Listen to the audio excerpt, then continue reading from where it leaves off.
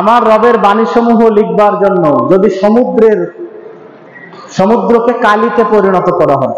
সুবহানাল্লাহ বলেন। সমুদ্র আমরা সবাই দেখছি কি? সমুদ্র সবাই দেখা হয়নি বোধহয়।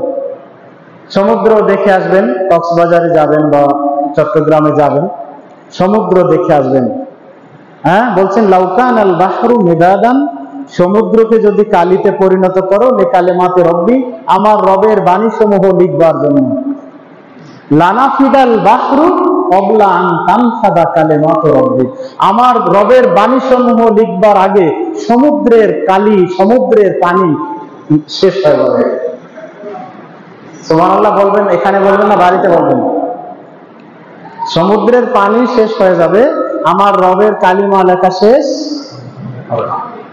আরেকটি আয়াতে সূরা লোকমানের ওখানে বলছেন যে লাউকান আল বাহরু মিদাদান লিকালিমাতি রব্বি লানাফিদাল, কি বলছে, ওয়ালাউ আন্না মা ফিল আরজি মিন শাজারাতিল আকলাম, পৃথিবীর সব বৃক্ষগুলিতে যদি তুমি কলমে রূপান্তরিত করো এবং পৃথিবীর 7 মহাসমুদ্রের সঙ্গে যদি আর 7টি মহাসমুদ্র এনে জুড়ে দিয়ে সবগুলিকে কালিতে পরিণত করো, তবু আমার রবের কালিমা লিখে শেষ করতে পারবা না।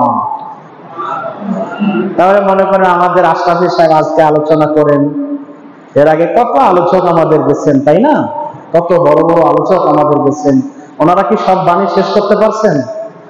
সব বাণী শেষ করতে পারে নাই। বাণী তো অনেক, এজন্য আমাদের এগুলি আলোচনা করতে হবে।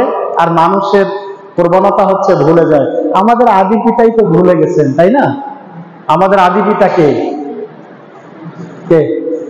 আদম আলাইহিস সালাতু ওয়াস সালাম। উনি কিন্তু কিছু কথা ভুলে গেছেন।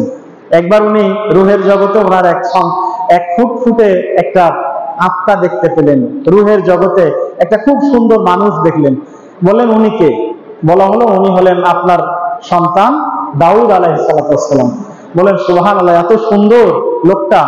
বললেন ওনার বয়স কত? বলা হলো ওনার বয়স হলো 40 অথবা 60 বছর, হয় 40 অথবা 60। উনি বললেন যে এত সুন্দর একটা মানুষ এই 40 বছর বেঁচে থাকবে, আচ্ছা আমার বয়স থেকে কিছু বয়স ওনাকে দিয়ে দিলাম, 40 হলে 60 বছর অথবা 60 হলে 40 বছর দিয়ে দিলাম। ওনার জীবন আয়ুষ্কাল যা ছিল তার 40 অথবা 60 বছর আগেই চলে আসছে, দান করে দিছে না? জিবরাইল আলাইহিস সালাম চলে আসছে। উনি বলেন কি খবর, এখনো 40 বছর অথবা 60 বছর আমার বাকি, আর আপনি আমার বাড়িতে উপস্থিত। এই দেখেন ভুলে গেছে। কি হয়ে গেছে? ভুলে গেছে। বলছে আপনি যে আপনার সন্তানকে দান করে দিয়েছেন, ভুলে গেছে। আর ওনার ওই প্রবণতা থেকে আমরা ভুলে যাই। বিজ্ঞানীরা বলেন 72 ঘন্টা মানুষের স্মৃতিতে কোনো কথা থাকে, তারপর মানুষ ভুলে যায়, বিস্মৃত হয়। এজন্যই আল্লাহ সুবহানাহু ওয়া তাআলা নবীকে ডাইরেক্ট নির্দেশ দিয়েছেন ওয়াযাক্কির ফাইন্না যিকরা তানফাউল মুমিনিন। আল্লাহর ঈমানদার বান্দাদের কাছে আল্লাহ এবং রাসূলের কথাগুলি বারবার আপনি স্মরণ করিয়ে দেন। তাহলে যারা ঈমানদার তাদের কি হবে? উপকারে হবে।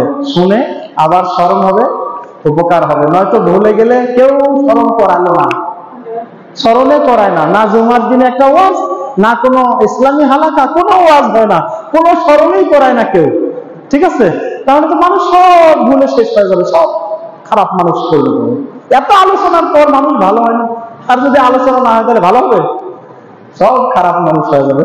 এই খারাপ মানুষগুলিকে ভালো করতে আনবার জন্য আল্লাহ সুবহানাহু ওয়া তাআলার একটা নির্দেশনা, একটা সিস্টেম, একটা পদ্ধতি হচ্ছে মাঝে মাঝে কি করতে হবে, মানুষের কাছে ইসলামের মহত্ব কথাগুলি, সৌন্দর্যের কথাগুলি মানুষের কাছে কি করতে হবে? তুলে ধরতে হবে।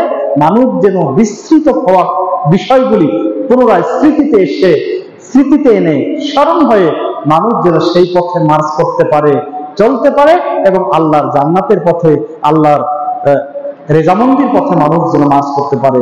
আমরা সেই লক্ষ্যে ইসলামিক পাঠাগারকে, আল ফুরকানকে আমরা সাধুবাদ জানাই, ধন্যবাদ জানাই, এবং আপনারা যারা এসেছেন আপনাদেরকেও সময় ব্যয় করে এখানে শুনবার জন্য আমরা কৃতজ্ঞতা জ্ঞাপন করছি।